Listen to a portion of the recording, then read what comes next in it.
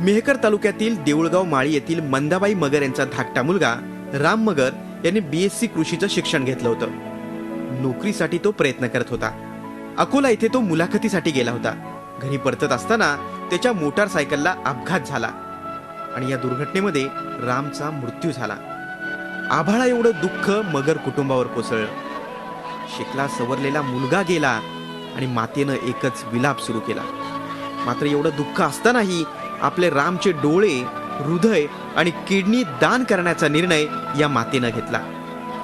राम मगर याचे मामा बद्रीनारायण गाडगे यांच्या मुलाची किडनी खराब झाली होती।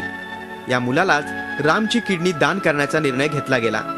कौशल्याच्या रामाने 5 ठिकाणी झाला। आपला राम 5 ठिकाणी आहे बाबा। 5 रामची माय झाले मी। आपला राम एक जगातून गेला। आपलं सोनं हरवलं बाई। आपले 5 राम जिवंत झाले बाबा।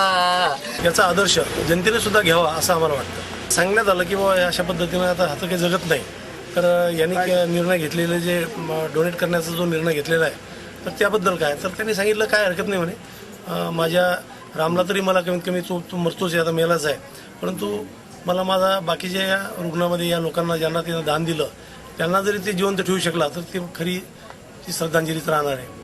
सगळ्यांशी मन मिळावू असलेला राम जरी गेला असला तरी त्याचे अवयव ज्यांना दान केले गेले त्यांच्या रूपानं राम आमच्यात जिवंत आहे अशी भावना या माऊलीची आहे। राम अत्यंत हुशार, उत्कृष्ट तबलावादक, भजन गायक असा होता। त्याला कॅरम खेळण्याचाही छंद होता। तबला वादकही तो होता, त्याचबरोबर पेटी मास्तरही होता आणि जिल्ह्यातूनच नव्हे तर महाराष्ट्रात नाव गाजवणारं कॅरम बोर्ड असेल, या कॅरम बोर्डमध्येही तो जिल्ह्यात प्रथम नेहमी करता येत होता। असा बहुगुणी असणारा राम हा आपणा सर्वांमधून निघून गेला। हे युवकांचं दुःख, आम्हा युवकांना अतिशय त्याची हळहळ या ठिकाणी लागलेली आहे। ट्रीटमेंट केल्यानंतर त्याला रेफर करण्यात आलं मी औरंगाबादला।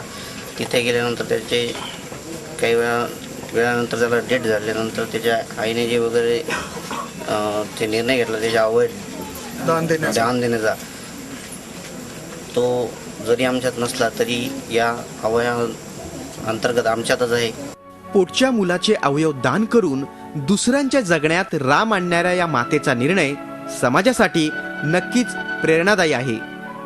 संतोष लोखंडे, झी मीडिया, बुलढाणा। झी 24 तास रहा एक पाऊल पुढे।